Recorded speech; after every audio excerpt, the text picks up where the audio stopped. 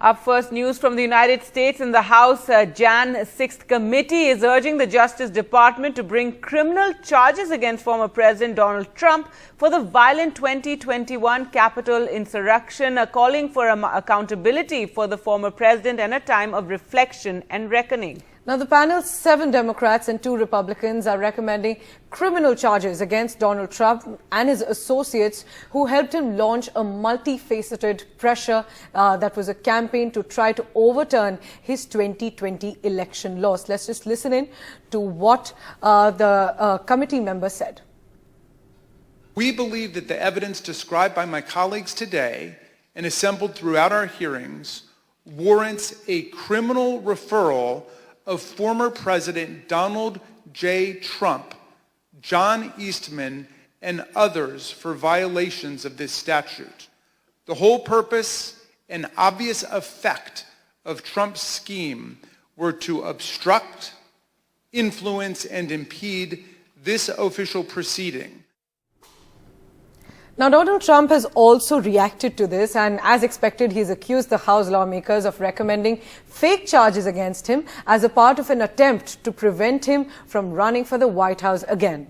This was on a post in his own social media platform called Truth Social, where he wrote, "The fake charges made by the highly partisan Unselect Committee of January 6th have already been submitted and tried in the form of impeachment hoax number 2. And then again, he says about how he won the election, "I won convincingly. This whole business of prosecuting me is just like impeachment was, a partisan attempt to sideline me and the Republican Party." So that is his response to this recommendation of criminal charges against him.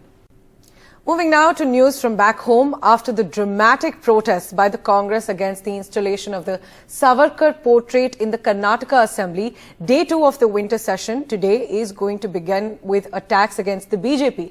This on the 40% corruption alleged scam and the voter theft scam. The SC/ST reservation ordinance will also be introduced in the Assembly today. So even today, it's expected to be a stormy session, Gargi. That's right. The state had earlier hiked reservation for scheduled castes from 15% to 17% and for scheduled tribes from 3% to 7% through an ordinance.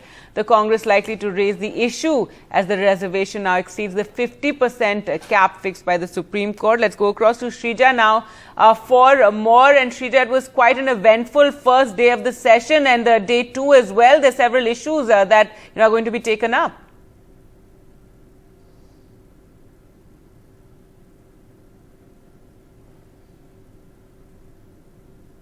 23, yes, just like how you pointed out, it was dramatic as far as the day 1 here in Belagavi is concerned, and that apart we understand in terms of the kind of police security that they had given, especially in the border areas of Belagavi. At least over 4,000 police have been deputed to ensure that there are no, the border issue does not escalate. So that's how the entire, the day panned out as far as the first day of the Belagavi session is concerned. Then, of course, we went on to see how the Congress, the principal opposition, they opposed to the fact where they had unveiled, especially in the Assembly Hall, the Veer Savarkar's portrait inside the Assembly Hall. That was something that we went on to see right outside on the stairs of the Assembly. But today, yes, of course, we're going to see where the Congress is going to bring up various issues. One, of course, the one that you pointed out, which is, the 40% corruption against which the ruling dispensation has been trying to fight out for in the last few months or so. And that is something which is going to come up on the floor of the House. And then we're going to also see especially the voter theft scam. So these are various issues which are going to be raked up by the principal opposition.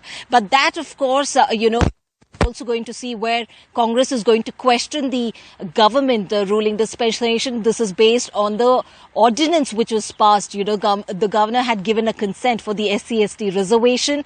The ordinance was also passed just this year, October, and that is also going to be introduced today in the Assembly. That is also something where the Congress is likely to bring up and also discuss, on the floor of the House, question the reasons behind, especially why exactly only the SC/ST reservations have been hiked up because it is beyond, as far as the Supreme Court's quota is concerned, it is 56% as far as the Mumbai government, which has hiked the reservation for the SC/ST.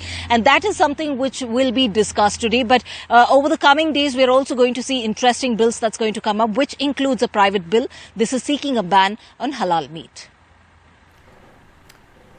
All right. Meanwhile, the other big issue remains about the Karnataka-Maharashtra border row, and that continues to escalate. That's right, Gargi. Amidst this, the Maharashtra Chief Minister Eknath Shinde yesterday said that the state should stand firmly behind the people in the Marathi-speaking areas of the neighbouring Karnataka, and he appealed to political parties not to behave in a way that would hurt them. Let's look at what all happened in that stormy session yesterday, along with that controversy over the Savarkar statue.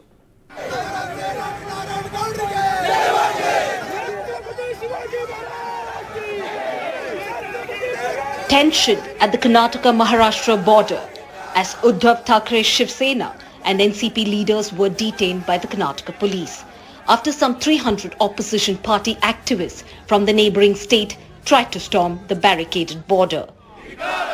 Protests erupted inside and outside the Maharashtra Assembly session at Nagpur, as well as Karnataka Assembly session at Belagavi that opened today. In Belagavi, the epicenter of the border dispute here in Karnataka and the neighbouring state, Maharashtra, what we did see is the police, in fact, the Karnataka police managed to stop. All try to, in fact, break through these barricades and then enter Karnataka border. However, we, in fact, went on to see how the police managed to stop them and had asked, in fact, to return to Maharashtra, to their hometowns. But since they refused to budge, they have now been taken into preventive custody. Maharashtra Chief Minister Eknath Shinde, however, insisted that the state has already taken a strong stand, as it is a matter of Maharashtra's pride. महाराष्ट्राच्या बाजूने आपल्या सीमावासियांच्या बाजूने ठोस भूमिका घेतली दादा की आम्ही सांगितलं आमच्या इकडच्या गाड्या आमच्या इकडचे लोक जातात त्यांना त्या ठिकाणी अडवलं जातं त्यांच्या गाड्या फोडल्या जातात हे प्रकार कायदा सुव्यवस्था आणि याला धरून नाहीत लोकशाहीला धरून नाहीत. Union Home Minister Amit Shah had said last week after a meeting with chief ministers of both Karnataka and Maharashtra that both the states had agreed not to press their claims in the decades-long state border dispute till the Supreme Court takes a call on the matter. Another flashpoint erupted at the Suvarna Sauda, where the image of Hindutva icon Veer Savarkar at the State Assembly triggered angry protests. ನನಗೆ ಗೊತ್ತಿಲ್ಲ ನಾನು ಇನ್ನೂ ಈಗ ಬಂದಿದ್ದೀನಿ ಪತ್ರ ಏನು ಬರೆದಿದ್ದಾರೆ content ಗೊತ್ತಿಲ್ಲ ಆದರೆ ಅದು ಸ್ಪೀಕರ್ಗೆ ಬಿಟ್ಟಿರುವಂಥ ವಿಚಾರ ಈ ವಿಧಾನಸಭೆ ಒಳಗಡೆ ಇರುವಂಥದ್ದು. They have brought this photo because we are going to raise a lot of corruption issues on them. On the 40% scandal, the dirty job what the government has done, we are going to raise that. After the border dispute escalated between Maharashtra and Karnataka, Home Minister Amit Shah met the chief ministers of both the states. However, despite that, there is no solution on this issue. While the central government talks about double engine, the BJP is in power in both Maharashtra and Karnataka. But despite that, since there is no solution, the opposition in Maharashtra is aggressively attacking the government. Which Rija in Belgavi and camera person Rajendra Dayalkar in Nagpur, Sohit Mishra, NDTV.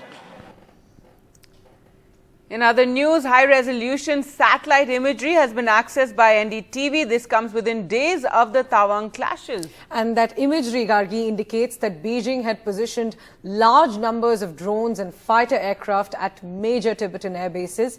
This at a time when Indian and Chinese soldiers clashed on the ground in Arunachal Pradesh. NDTV's Vishnu Shom explains the details.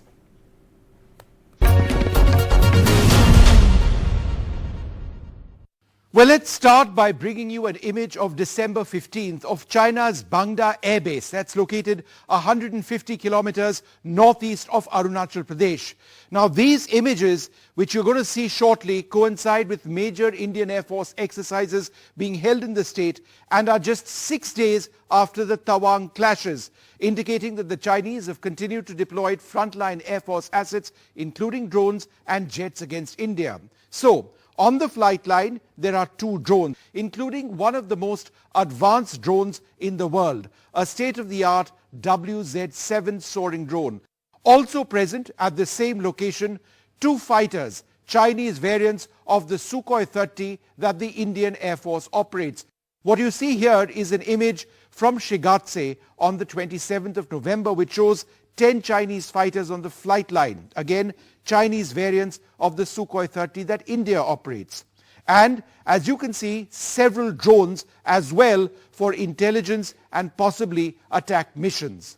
What we can now show you, and this is really important, is Lhasa Airport.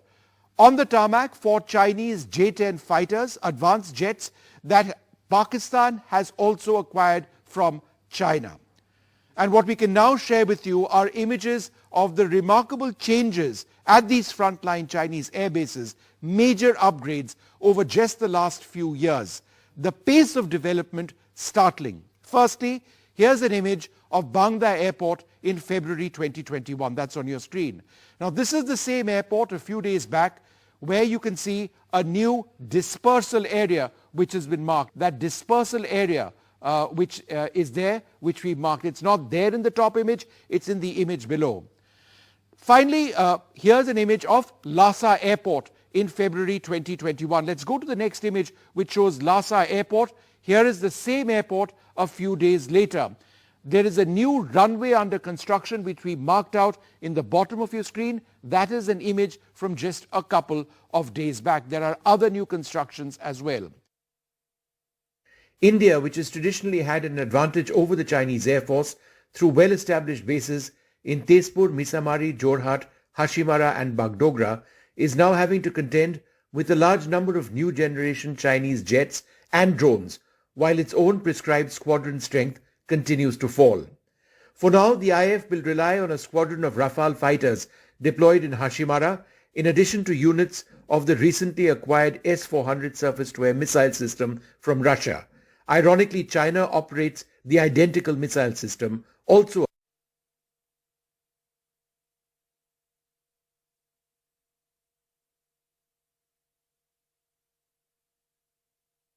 fighters transport.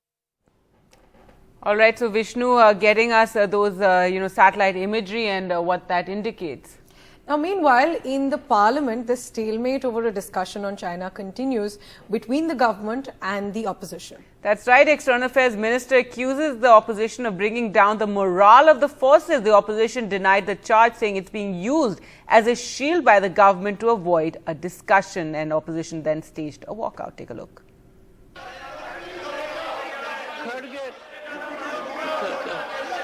In Parliament, the government has refused to discuss the border clash with China at Tawan. When I see who is giving the advice, I can only bow in respect. But during a debate on a maritime bill, the foreign minister hit back at opposition leader Rahul Gandhi, who had said the minister doesn't understand what's happening at the borders. If we were indifferent to China, who sent the Indian army to the borders to defend us? If we were indifferent to China, why are we today pressing China on disengagement and de-escalation? Why are we saying publicly that our ties are not normal? So we have no problem if there is political differences, if there is even political criticism. I have heard sometimes that my own understanding needs to be deepened. When I see who is giving the advice, I can only bow in respect. But I think we should not directly or indirectly criticize our Jawans. Yeah. When our Jawans, sir, are standing, our Jawans are standing, sir, in Yangtze, in Yangtze at 13,000 feet. At 13,000 feet, they are standing there defending our borders. They do not deserve to have the word pitai. The word pitai should not be used for our Jawans. जिन्होंने 2000 square kilometre Hindustan का उठा लिया, जिन्होंने हिंदुस्तान के 20 जवानों को शहीद किया, जो हमारे जवानों को अरुणाचल प्रदेश में पीट रहे हैं, मैंने कहा हिंदुस्तान की प्रेस मुझसे इनके बारे में एक सवाल नहीं पूछेगी। हिंदुस्तान की सरकार सोई हुई है। इस बात को हिंदुस्तान की सरकार सुनना नहीं चाहती, मगर उनका प्रिपरेशन चल रहा है और प्रिपरेशन यूथ का है। Members from 18 opposition parties demanded a discussion on China, but the chairman, vice president Jagdeep Dhankar refused once again. No. MPs from opposition, Congress, TMC, Aam Aadmi Party, DMK and others walked out of the House in protest. With the government attacking the opposition for obstructing the parliament, माननीय अध्यक्ष महोदय ये बार-बार विषय उठाते हैं कि हमें चर्चा करनी है मैं इतने सारे उदाहरण दे सकता हूं जब गंभीर विषयों पे इनके समय चर्चा नहीं हुई. While the opposition parties allege that the government is running away from discussing Chinese incursion and Taiwan clashes in parliament, government say that the opposition parties are frustrated and they are behaving as an obstructionist, stalling the parliament proceedings. While the legislative businesses are going on smoothly in the winter session, the opposition parties say that without disturbing the legislative business, they would be raising this issue during that 0 hour every day. With camera person Sanjay Kaushik, this is Arvind Gunasekar for NDTV. And while the India-China tensions took center stage in the parliament, the India-Pakistan tensions were discussed in the United States as well. The US State Department spokesperson Ned Price commented on the ongoing tensions between India and Pakistan after those comments in the United Nations. That's right. He said that the US does not want to see a war of words between the two countries, and he said that the US has relations with both countries. The fact that we have partnerships with both countries makes us, of course, leaves us not wanting to see a war of words between India and Pakistan. We would like to see constructive dialogue between India and Pakistan. We think that is for the betterment of the Pakistani people, for the Indian people. There is much work that we can do together bilaterally. There are differences that, of course, need to be addressed between India and Pakistan. The United States stands ready to assist as a partner to both.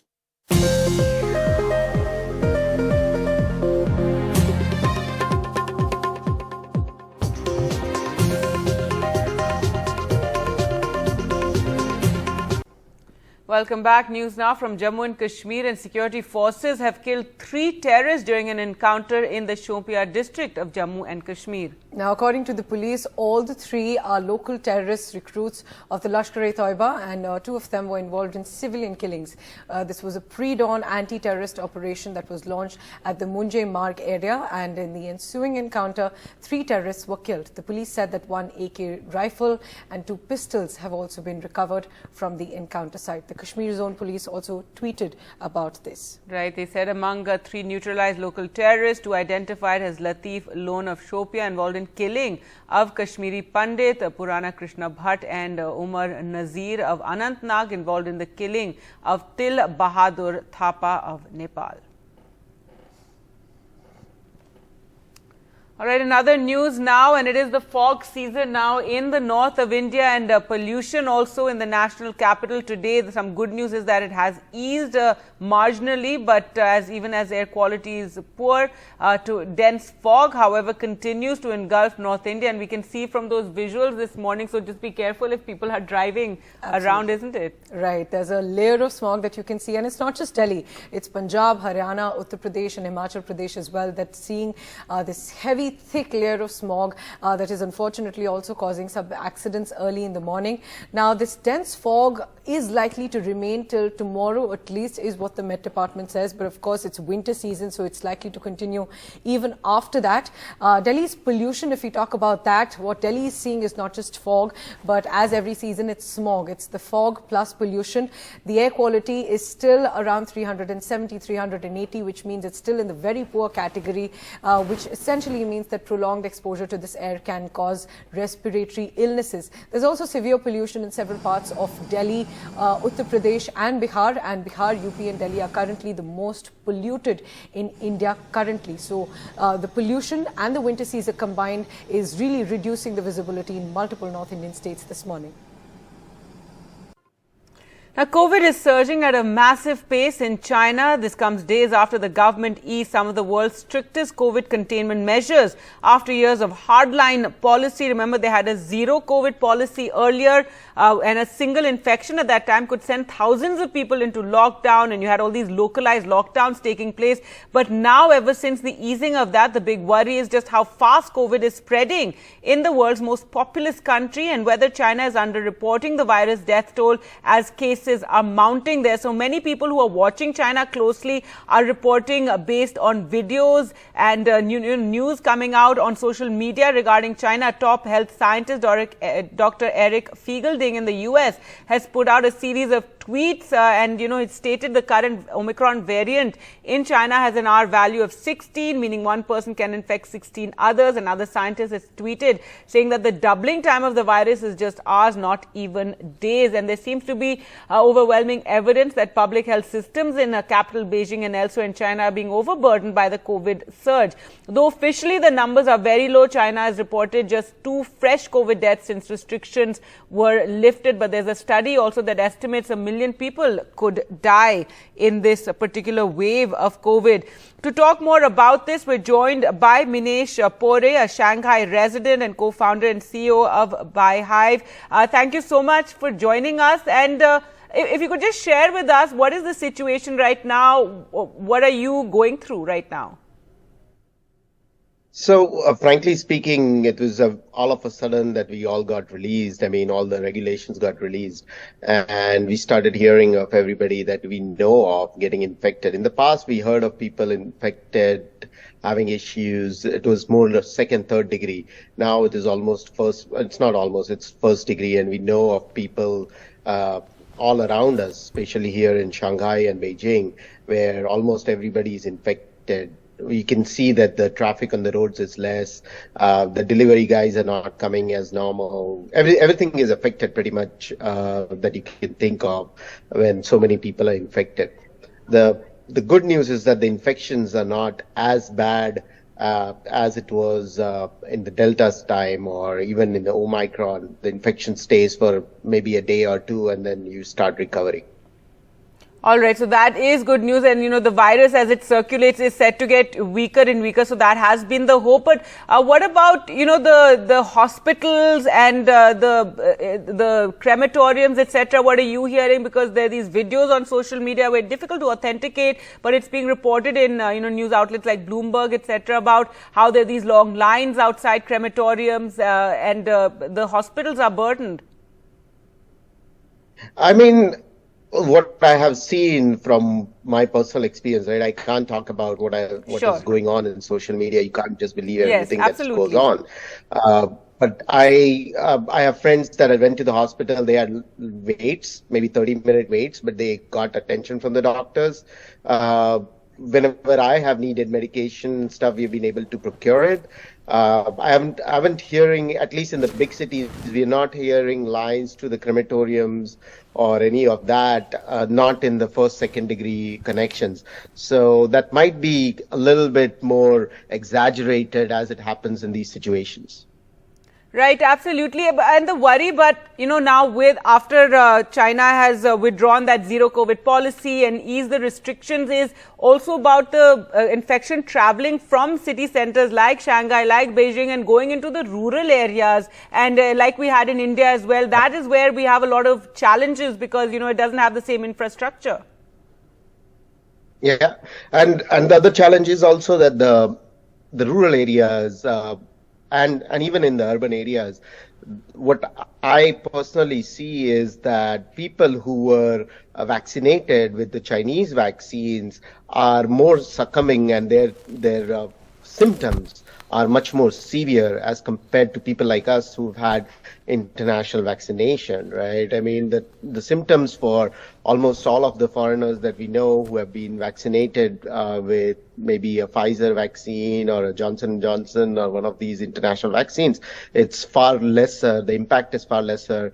But we see of people who are from here, who've not been able to go out and who have been vaccinated locally, they tend to have far more symptoms. For example, the fever could stay 5-6 days, and they could be feeling much more pain in the body. They would have severe headaches and body aches, and pneumonia could get severe also for those people. So yes, that is a real risk. And as it goes into the rural areas where the vaccination levels may not be even as much as the cities, it can get worse. I am assuming the government has backups of medical care available, but it's going to be not easy opening up. And that happened everywhere where it was opening up. When Europe was opening up the first time, US was opening up, we saw it, there are cases rise a lot. The only saving grace is Omicron is not as infectious. It's not a deadly virus as Delta was or some of the others were. And the newer version of Omicron is even lesser infective. Right, and authorities saying what sort of variant this is, because Omicron also now there are like different variants emerging, and in fact some reports suggest this is very infectious and it's causing a lot of the infection just surging through the population, and worrying also because China has a huge elderly population, isn't it, as well? Yeah, I'm no virologist, but I can tell you that I can feel that this virus spreads much faster. And as much as I know about biochemistry, what it might be is that when a virus wants to grow or to multiply, it has to get into multiple bodies.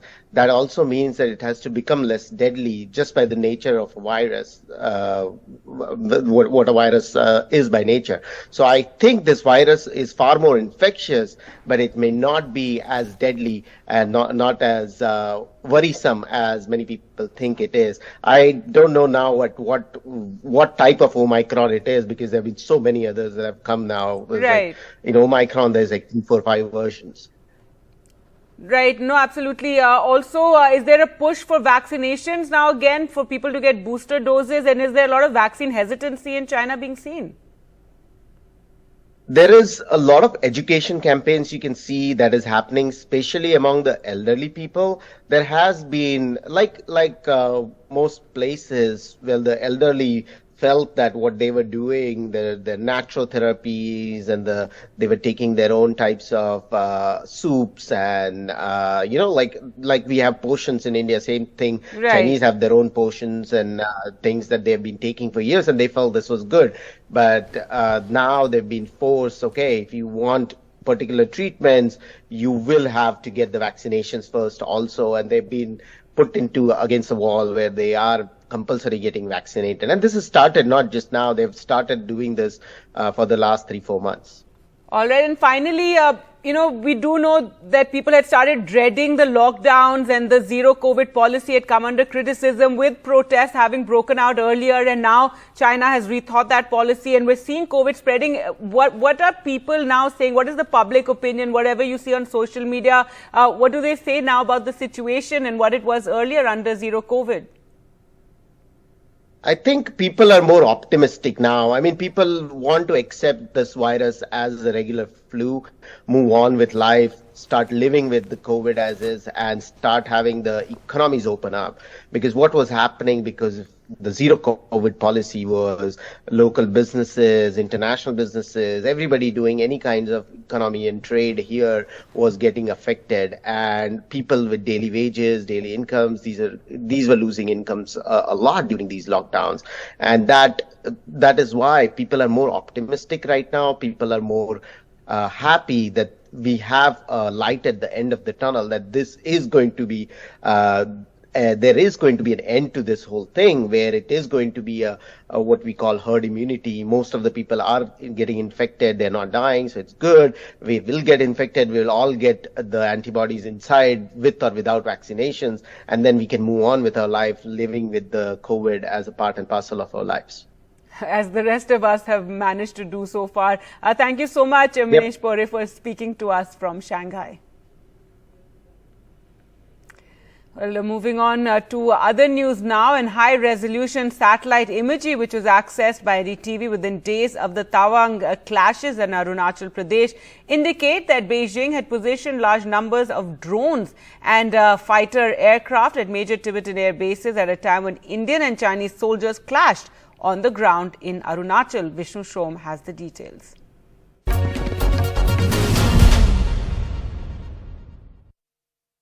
Well, let's start by bringing you an image of December 15th of China's Bangda Air Base. That's located 150 kilometers northeast of Arunachal Pradesh.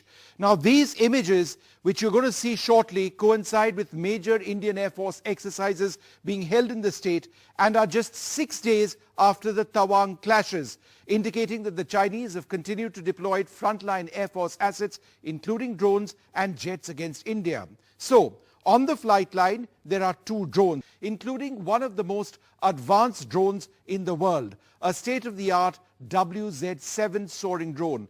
Also present at the same location, 2 fighters, Chinese variants of the Sukhoi 30 that the Indian Air Force operates. What you see here is an image from Shigatse on the 27th of November, which shows 10 Chinese fighters on the flight line. Again, Chinese variants of the Sukhoi 30 that India operates. And as you can see, several drones as well for intelligence and possibly attack missions. What we can now show you, and this is really important, is Lhasa Airport. On the tarmac, 4 Chinese J-10 fighters, advanced jets that Pakistan has also acquired from China. And what we can now share with you are images of the remarkable changes at these frontline Chinese air bases, major upgrades over just the last few years. The pace of development startling. Firstly, here's an image of Bangda Airport in February 2021. That's on your screen. Now, this is the same airport a few days back where you can see a new dispersal area which has been marked. That dispersal area which is there, which we marked. It's not there in the top image, it's in the image below. Finally, here's an image of Lhasa Airport in February 2021. Let's go to the next image, which shows Lhasa Airport. Here is the same airport a few days later. There is a new runway under construction which we marked out in the bottom of your screen. That is an image from just a couple of days back. There are other new constructions as well.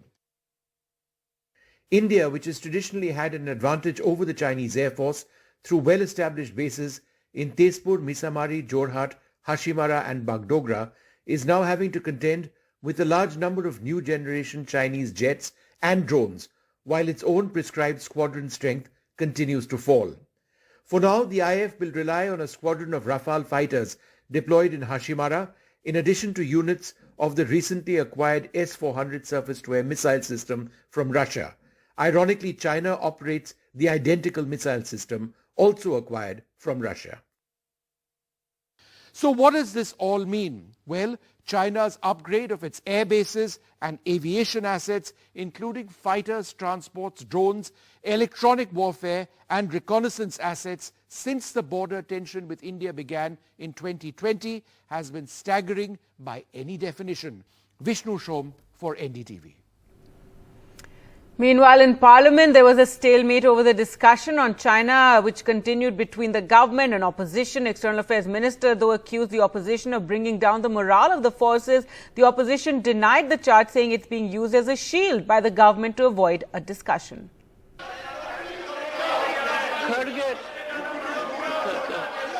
In Parliament, the government has refused to discuss the border clash with China at Tawang. When I see who is giving the advice, I can only bow in respect. But during a debate on a maritime bill, the foreign minister hit back at opposition leader Rahul Gandhi, who had said the minister doesn't understand what's happening at the borders.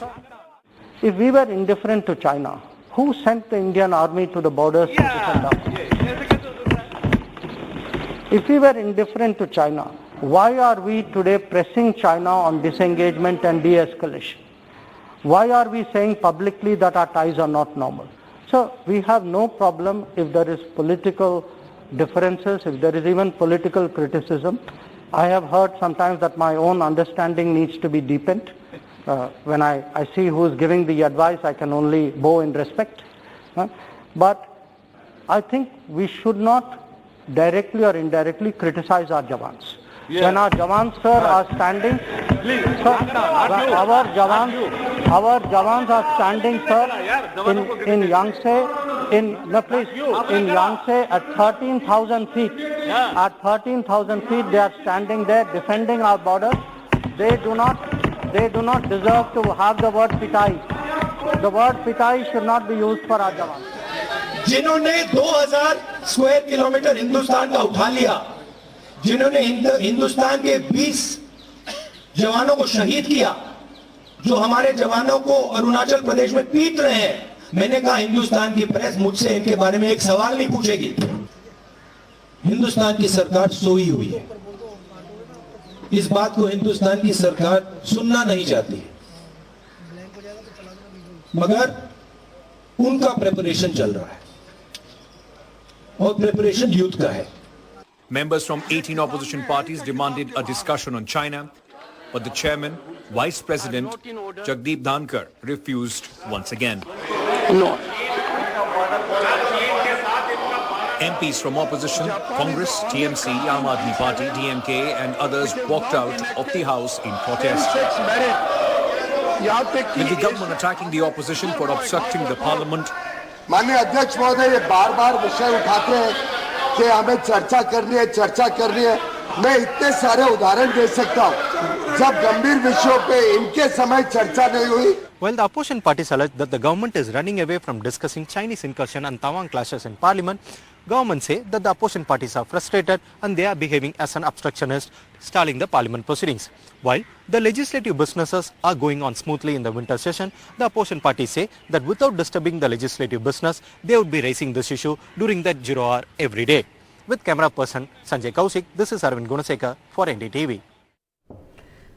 Now, the U.S. State Department spokesperson Ed Price has commented on the ongoing tensions between India and Pakistan, saying the U.S. does not want to see a war of words between the two countries and that both countries are partners of the U.S.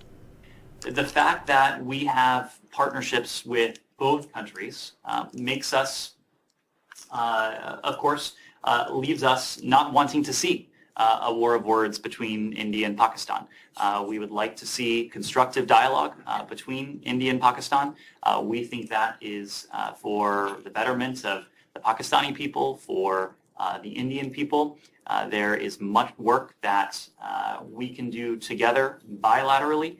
There are differences that, of course, need to be addressed between India and Pakistan. The United States stands ready to assist as a partner to both. The Bharat Jodo Yatra leaves Rajasthan on the 21st of December, and ahead of the Yatra, it was a big day of announcements by the state Congress that riding on the euphoria of the buzz created by the Bharat Jodo Yatra, the only Congress-ruled state so far where the Yatra has entered with an eye clearly on the upcoming assembly elections due just about 11 months away. Ashok Gehlot's big ticket announcement. Here's our report. 17 days of Bharat Jodo Yatra in Rajasthan, the only Congress-ruled state the Yatra has crossed. And as it prepares to say goodbye to Rajasthan, a big-ticket announcement. The Congress is hoping the Yatra will have a direct impact on the assembly elections in the state, now just about 11 months away. 1 अप्रैल के बाद में साल में 12 cylinder 1400 वाला 1040 वाला है, वो 500 रुपए में हम देंगे सबको, ये मैं आपसे वादा करना चाहता हूँ. Though party leaders have been keen to emphasize that the Bharat Jodo Yatra is not aimed at elections, the party is not averse to encashing electoral benefits of the Yatra. Rahul ji को जो आज लोक स्पंदन मिल रहा है, जो जनता का सपोर्ट मिल रहा है, ये देखकर मुझे इतनी खुशी हो गई है. मेरी पार्टी 2024 में जरूर जीतेगी, ये मेरा इससे महसूस होता है. The Gehlot government came in for praise from Rahul Gandhi, who endorsed the push for English medium education in the state. हमारे विपक्ष के नेता जो हैं, बीजेपी के नेता हैं, जहां भी जाते हैं अंग्रेजी के खिलाफ बात करते हैं. स्कूलों में अंग्रेजी नहीं होनी चाहिए, बंगाली होनी चाहिए, हिंदी होनी चाहिए, मगर अंग्रेजी नहीं होनी चाहिए. इनके सारे के सारे बच्चे अमित शाह जी से लेकर इनके सब चीफ मिनिस्टर के बच्चे, सब एमपी के बच्चे, सब एमएलए के बच्चे, सारे के सारे इंग्लिश मीडियम स्कूल में जाते हैं। ये नहीं चाहते हैं कि हिंदुस्तान का गरीब, किसान का बेटा, मजदूर का बेटा अंग्रेजी सीखे। Rahul Gandhi hit out at the BJP for spreading hatred. नफरत के बाजार में मोहब्बत की दुकान खोल रहा हूं। आप मुझसे नफरत करो, आप मुझे गाली दो, ये आपके दिल की बात है। आपका बाजार नफरत का, मेरी दुकान मोहब्बत की। The Yatra has spent 17 days in Rajasthan, is all set to enter Haryana on the 21st of December. But will the Yatra help the Congress electoral prospects in Madhya Pradesh and Rajasthan, the states that go to the polls together next year, is something the Congress will be hoping for. In Jaipur, Harsha Kumari Singh, NDTV.